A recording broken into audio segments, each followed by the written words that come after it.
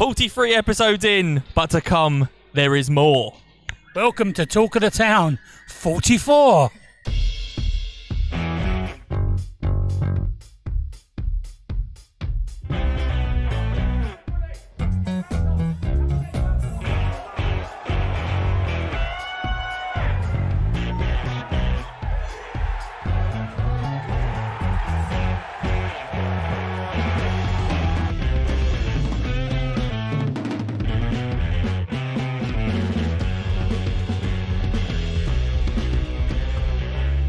Good evening and welcome to the Utilita Energy Stadium for episode 44 of Talk of the Town. I am joined once again by the legend that is Ken.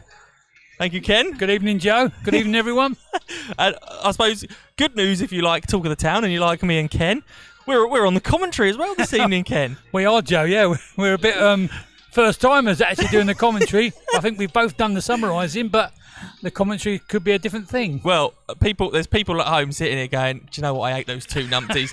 And they've got to sit through 40 minutes of this and then they've got to go and sit for another hour and a half. Yeah. The Bradford commentary is available if you're looking for a more experienced professional lineup on the comms. But you wouldn't really want to do that, would you not, with me and Joe?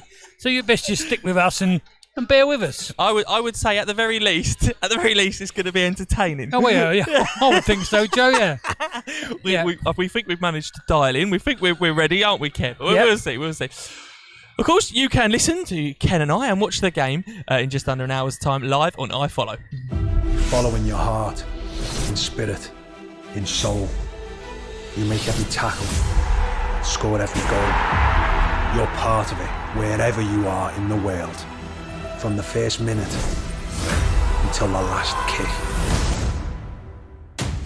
Victories, heartbreaks, you're part of the fabric, the passion, devotion, supercharging emotion.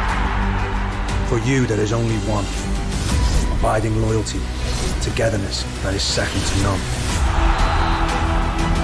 Follow every kick, every tackle, every goal. With access to live stream games and matchday commentary, with coverage spanning the globe. Behind the scene content, newsletters and match highlights. There is no better way for you to get closer to your club. And with iFollow sales supporting them, there's no better way to show your love. When you can't be there with iFollow.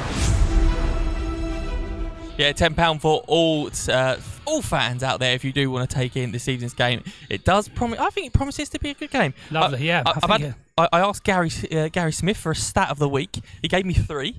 One of which was Crawley have scored in 70% of their away games. Bradford have scored in 68% of their home games. So fans of both teams to score. Likely tonight, we reckon. Oh, so they reckon, yeah. If the stats are right, Gary.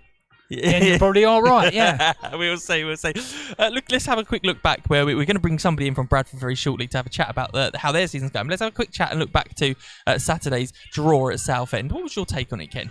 Well, it's one of those games where it could have gone either way, couldn't it? Both teams could have won it. I mean, they hit the post. We had several opportunities. But at the end of the day, I suppose they're fighting for their lives, aren't they? So 0-0 was probably the right result at the end. Yeah, and I suppose we spoke before the game about how we'd been conceding too many goals of late. That wasn't a problem on Saturday. We were a lot more solid at the back. We didn't really look like conceding too many chances. Got a couple of saves from Glenn. Yep. At the other end, maybe disappointed that we didn't manage to take one of the chances that we created. We did create a few, didn't we? I think we probably could have taken one of the chances, but it doesn't always work like that, does it? I mean, their goalkeeper made a couple of good saves, didn't he? And that's what football's all about. Yeah, absolutely. Well, before we start looking ahead to tonight's game, let's take a look back at the 0-0 draw at Southend at the weekend.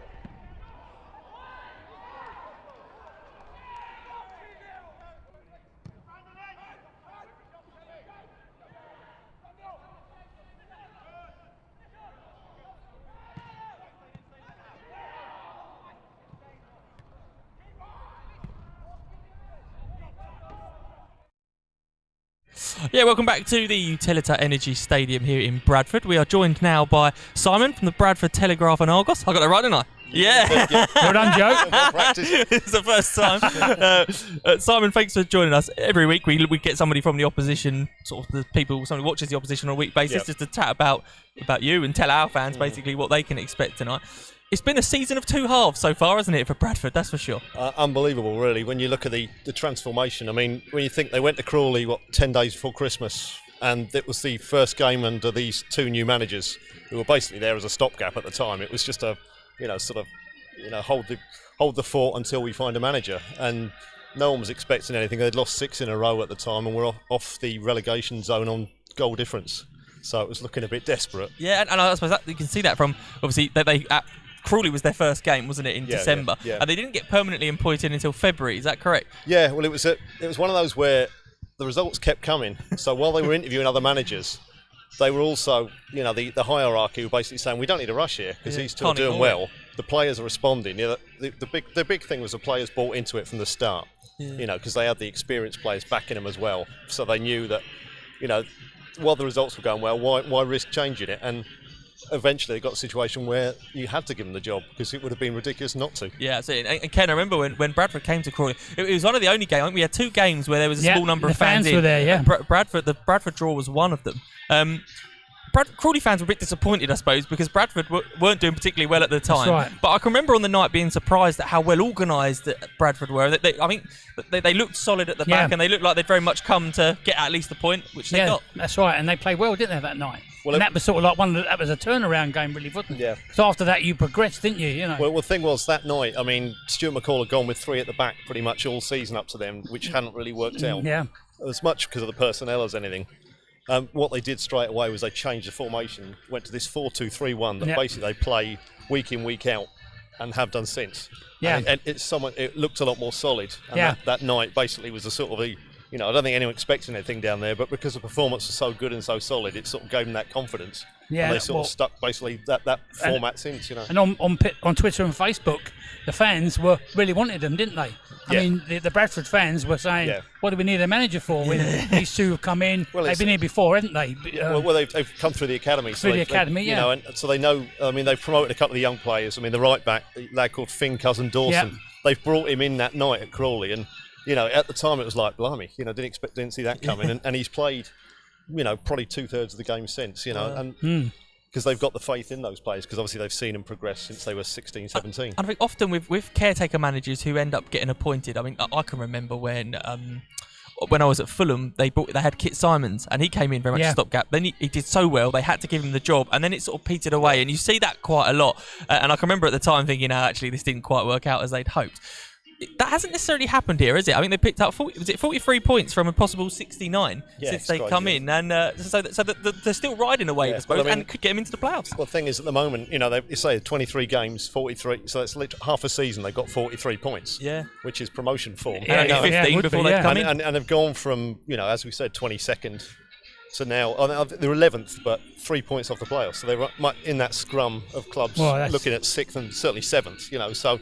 The fact they're even in the argument, if they miss out, it'll be, never mind, it's still been a great turnaround. It's not a case of there's going to be a massive disappointment about it, because it's a bonus in a way. Yeah, the opposite to us, Ken, really. How we got as high as 4th, and we've been flirting around the playoffs for most of the season, and sort of our recent form, we seem to have sort of fizzled out a little bit, and we've struggled for form in recent weeks. With Bradford's the opposite, whereas like not too far apart in the table, certainly over the last few weeks, but the mood at Bradford seems to be high, the mood at Crawley not so. Well, it's a season like that though, and there's a lot of ups and downs. Every team have gone through a stage where they'll win 4 in a row and then lose 4 in a row. It's sort of, I think probably because it's been so crammed in, and it's been such a hectic and weird season. I think everyone's had those peaks and troughs, haven't they? Yeah, and going to all the away matches this year, obviously doing the I Follow.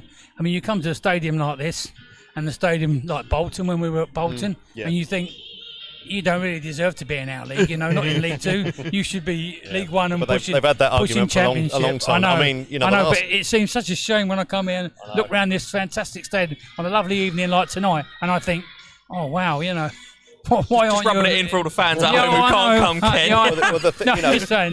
Before they were in this division, they were down here for 6 years. Yeah. It was a case of It was everyone's cup final. I mean, we talked about the likes of Dagenham and Barnet will come up here, go, wow, bring the camera phones out on the pitch, and then win. And then go on with the 3 points. And it happened But it's lovely up here, isn't it? It's lovely. You touched upon the experienced players taken to the new managers. I was looking at the Bradford squad and the players they're playing. There's a lot of experience in that squad, isn't it? Starting at the top, we've got Clayton Donaldson, even Andy Cook has been around, Billy Clark, Gareth Evans. At the back, you've got Niall Canavan, who's played plenty of games in the Football League. There's a lot of experience in this side, isn't there? There's a good balance. I mean, they had a very productive January window. I mean, they brought 9 players in January and got rid of 6. Yeah. Who basically were all fringe ones who weren't playing or were playing but weren't good enough. So it's, the quality improved. Basically, the bench was the big difference. If you look at their bench from their bench, in December, huge difference. And as I say, they got experience. People like Canavan, they got him from Plymouth. In mid-January, and he's been fantastic. People like that have just, the youngsters alongside him learn so much from. Doesn't always work, does it though? When you bring 9 in and take 6 out, but it obviously has for you this year. Well, they've not thrown them all in the team. I mean, they tend to rotate. I mean, particularly up front, because he plays the one up front, the two of them. It's either Rowe or Cook. I mean, Danny Rowe's starting tonight, but Cook started the last few, and then the other one will come on after about an hour, 70 minutes. That was something that struck me as well. Was the amount of names who you recognise as proven goal scorers in the side. Like Lee Novak's out. Exactly. I mean, he scored down there. And he's still the joint top scorer, and he scored some huge goals when these two first came in, around about Christmas time, and then he got a bad injury, and he's hopefully going to be back before the end of the season. But if you've got him as well thrown into the mix, should they get Danny the Rowe, playoffs, Clayton Donaldson I think he scored 7 in all competitions this year. Donaldson's been playing as a number 10 lately, and he's a very clever player. And because he can sort of drop back a bit deeper. Yeah, he knows the ropes, doesn't he? Yeah. So he played in the Premier League, hasn't he? So exactly. And you say even Billy Clark's played at a high level. He played the Championship. Gareth Evans. And for Crawley as well in League One. League One, exactly. He was part of our sort of golden era. He was. Played 80 times, scored 20 goals for Crawley. Exactly. So you know what he's capable of. And Evans is another one who did a great job at Pompey. I mean, there's a lot of experience in there. So Simon, we'll let you get back. But before we go, what's your prediction this evening? I think it'll be tight because all Bradford City's games are tight. That's the one thing they don't muller anyone and they don't get hammered. So it's always going to be nip and tuck. But I think, judging by form and the way they're going and the way Crawley are wobbling at the moment, I think 2-1 home win. Brilliant, Simon. Thank you very much, John. I appreciate your time. Nice to meet you anyway. So that's Simon's prediction for tonight. But let's take a look back at how Crawley got on against Bradford earlier in the season at the People's Pension Stadium.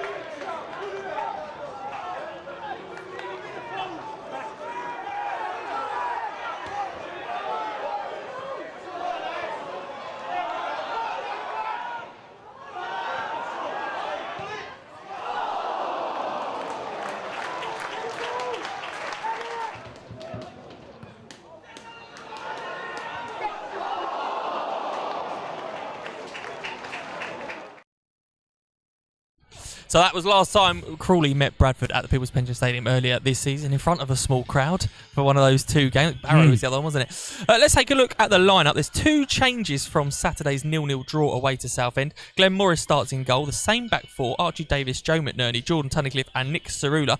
The 2 changes, Jordan Maguire goes out, as does Jake Hessenthaler, and they are replaced by Sam Matthews and Jack Powell, with Josh Wright, James Tilley, Tom Nichols and Ashley Naddison making up the starting 11. Ken, do you think those changes, it's exactly the same as the 2 subs, so Matthews for Maguire and Powell for Hessenthaler, they were the subs that were made on Saturday. Do you think it's about fresh legs in there? Yeah, I think so. I mean, obviously, it's the team we finished with on Saturday, isn't it? So, obviously, Jack Powell had been looking a little bit jaded in the few matches beforehand, hadn't he? So, bringing him on and then giving him that last 15 minutes or whatever, and now he's starting tonight. So, with the option, obviously, of if he gets jaded or doesn't work out, of substitutes again, isn't it? They can, mix and match. Yeah, those 2 do drop to the bench. They're both on the bench, aren't they? The players that came off, so it's sort of like a 1-for-1, isn't it? And Sam Matthews, for me, he's one of our most creative players. He's someone who always looks like he's going to make something happen going forward. But he comes. Jake Hessenthaler goes out. Now, Jake Hessenthaler's played pretty much every game since he arrived and got fit, hasn't he? And he's been for me, he's probably been one of our players of the season in that midfield. Yeah, well, he's a battler, isn't he, in midfield? He's sort of like taking up that Danny Borman role, hasn't he, in midfield? Like, work. And perhaps tonight we'll see how it works with, Josh doing, like, the work bit and the Powley doing they're feeding everyone. Yeah, so you may have noticed a pair of empty shoes here between me and Ken. This is the part of the show where Gary would normally join us and give us his stat of the week. Now, although he's not here in person, I did message Gary earlier and asked for his stat of the week. So it's time for Gary's stat of the week. Gary. It's time for Gary's fact of the week. Gary. Here's the main man, the one and only BBC Gary. Gary. Yes, very awkwardly long jingle. Gary's stat of the week, anyway, is Bradford haven't lost at home in 10 games. So they haven't lost at home in 10 games.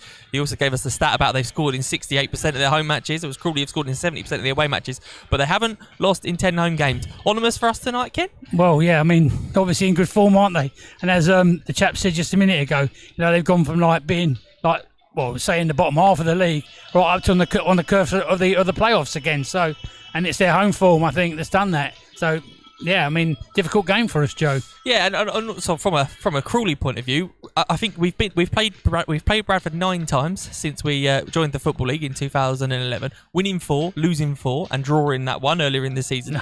Here we've lost 3 and won. The one time we won, can you remember? No, I can't. Was it the night of the Battle of Bradford? Yeah, that's right. The Battle of Bradford was the only time we've actually come to what is now the Utility Energy Stadium and won. You were there that night. I'm sure I was on your coach, Ken. Yeah, I know. Yeah, we were here. Yeah, and over in that stand right opposite there in the corner. But we didn't actually see a lot of what happened, did we? Because I think a lot of it happened more in the tunnel and in the dressing room. Yeah, and as they were walking but there was, there was a bit going on, weren't there, on the pitch? In terms of similarities between that side, the last side to win here for Crawley, there was a lot of fight, pun fully intended. There was a lot of battle. There was a lot of players who would stand up to the big occasion. This side have gone away earlier in the season and beaten Bolton away from home. They've beaten Forest Green away from home. We have beaten some of the bigger sides in the league away from home, so we are certainly capable of pulling off a bit of a shock here tonight. I think, like anything, Joe, we're capable of beating any team in this league. That's why we're all in League 2.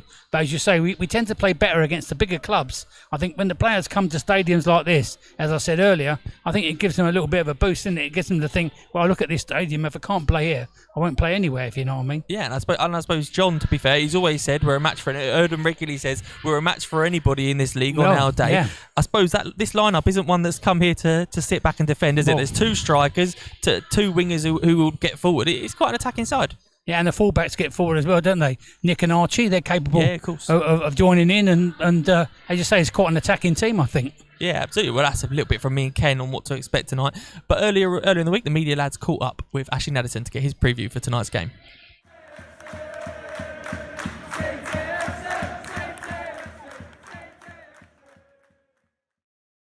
Ashley, thanks for talking to us. It's Bradford tomorrow. How are you and the lads heading into that one? Yeah, obviously coming off a back of a good performance, but obviously we wanted the 3 points, and to come back and get a clean sheet, obviously from the performance against Oldham, which obviously wasn't up to our standard, but we clean sheet is what we're about. Obviously Tunney and Joe Mack back together again, and obviously that's a good partnership that's worked. And yeah, obviously frustrating that we didn't get the goal, because we could have got 2, 3, even 4 against Southend. And yeah, now another tough away game at Bradford. Yeah, obviously you mentioned that game against Southend, but as you sort of listed off there's plenty of positives to build on going into Bradford tomorrow.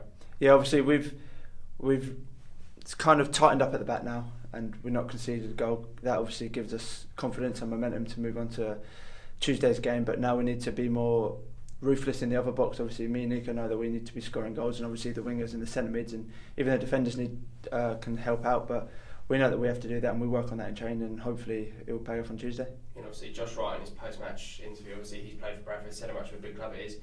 It's not something we should be scared of though. We've been to clubs like Bolton and won this year away. We've had some really impressive away performances. Yeah, obviously last season, especially going from last season, our away performance wasn't the best.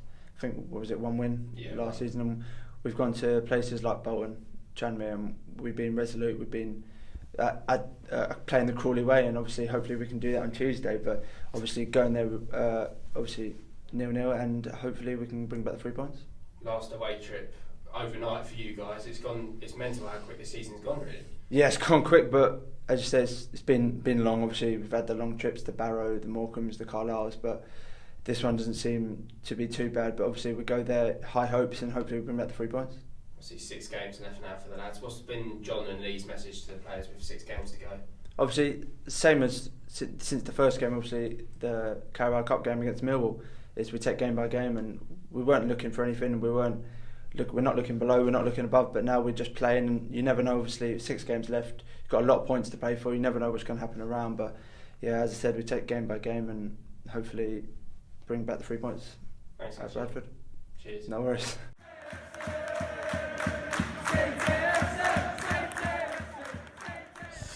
So Ken, let's look at touch a little bit more on the form, a recent form. I mean, Crawley not won in 7 games, picked up a couple of draws in that time. What does John need to do? What do the players need to do to try and arrest that form and get back to winning ways to end the season on a high? Well, I don't think it's for the want of trying, is it, Joe? Because I mean, no one goes on the football pitch not to win, do they? I mean, and the players, our players, particularly for their form at the beginning of the season, there was no reason for them. But as you say, over the last 7 games, there was a couple of games where we were overrun. But as I've always said on the commentary, sometimes you can only play as well as the opposition let you play. If they're up and forcing you all the time, forcing you into mistakes, then they go 1 and 2-0 up. It's a big road back, isn't it? And but other than that, I think it's been a good season for Crawley. But as you say, last 6 or 7 games hasn't quite happened, which the fans are obviously letting everybody know on Twitter, Facebook, and that that they're not happy with the way the team playing, are they? So. I think most people, when you talk to most people, they do reflect and say the season on the whole has been good, but maybe just the last couple of games, the sort of this period that we're in has been disappointing, I suppose, when expectations are so high after a strong start. One thing we do seem to have struggled, we've started struggling for goals, which is something earlier in the season we didn't, and a few people would say, oh well, you sell Max Watters, that's when we started not scoring goals. But to be fair, even when Max Watters was at the club but not playing, Naderson and Nichols were scoring goals, and the whole team didn't have a problem scoring goals. What's changed, maybe? Do you put it down to the sale of Max Watters, or do you put it down to just something else? Well, you can always put it down to say a team getting rid of a really good player like Max. And sometimes it's about finances, you know, in a football club, and perhaps the money was. But as you say, we were scoring goals beginning of the season before Max came in. I mean, these 15 goals that he scored for us were really brilliant, and then it was through that purple patch and we were playing. But there's no reason why Tom and Ashley should be picking up on that. And in the last few games, it hasn't really happened for them, has it? You know, hasn't really worked for them. Yeah, it's true. We spoke there about how the Reds maybe are not in the greatest form. Somebody who never lacks form, always on top form, is the Ryan Cantor Club. Provided the vehicles. Yeah. But nice minibus to get here this evening, Ken. Yeah, it's a lovely minibus, isn't it? Yeah, you know, especially as I drive halfway. I love how Ken uses the same voice to analyse a minibus as he does to analyse football. Well, it is a nice minibus, and we're very appreciative of Keith letting us use his minibus, aren't we? Yeah, absolutely. Well, we wanted to just share with you a little bit more directly from the Cantor Club about the services they're provided to the club and many businesses and people. Hello, I'm Michael Hayden and I'm the Retail Sales Manager for Ryan Asset Management and the Ryan Canter Club. My main role within the group is to work with our customers and clients in sourcing vehicles, funding vehicles and disposing of vehicles, as long as helping out with the running and maintenance and upkeep with the drivers whilst they're on the road. I have over 30 years motor trade experience, and most of that is in retail, where customer service is of the highest importance. With the experience we have as a team and with the experience we've dealt with customers in the past, we know that people do like to buy off people, and that is something that we work towards all the time. One of the main things that we do have with the Ryan Canter Club is where we do networking with our partners within our events, either held at Crawley Football Club, Lingfield Racecourse, or at Mannings Heath Golf Club. Being a very keen sportsman, I enjoy my golf, I enjoy my football, and I find this is a really good icebreaker when we have new customers meeting each other when they come along to these events. One of the key features is working with our customer base and building up these relationships, and I really look forward to seeing you in the future to help with your continuous growth and our growth in the future. Thank you.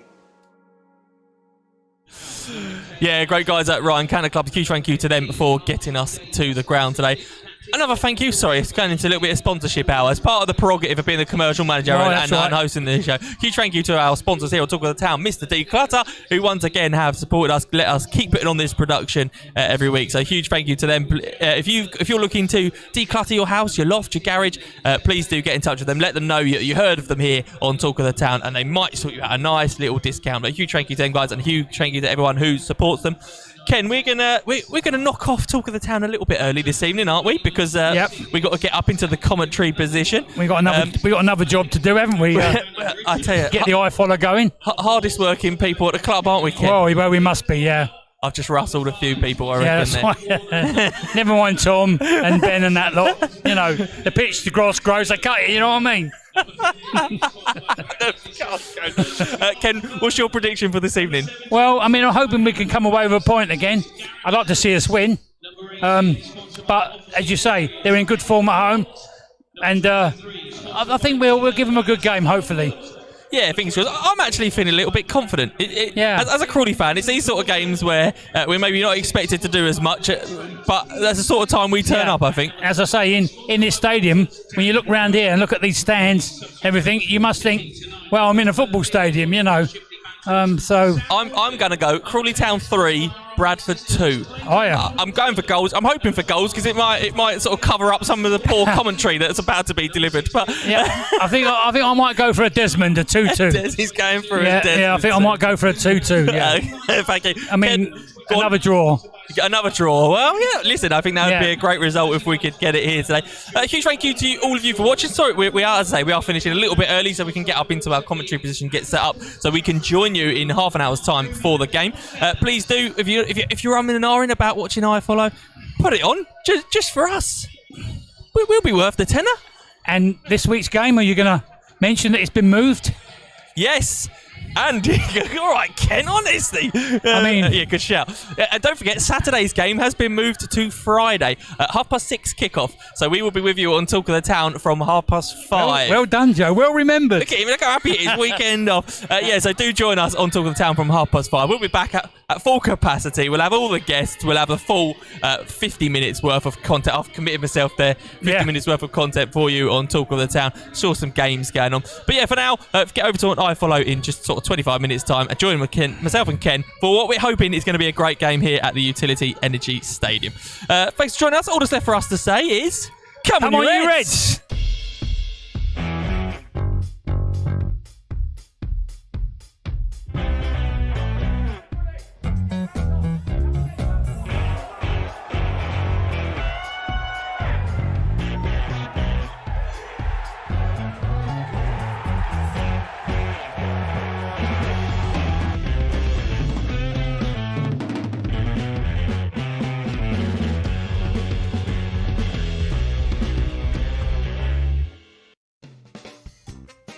What a show!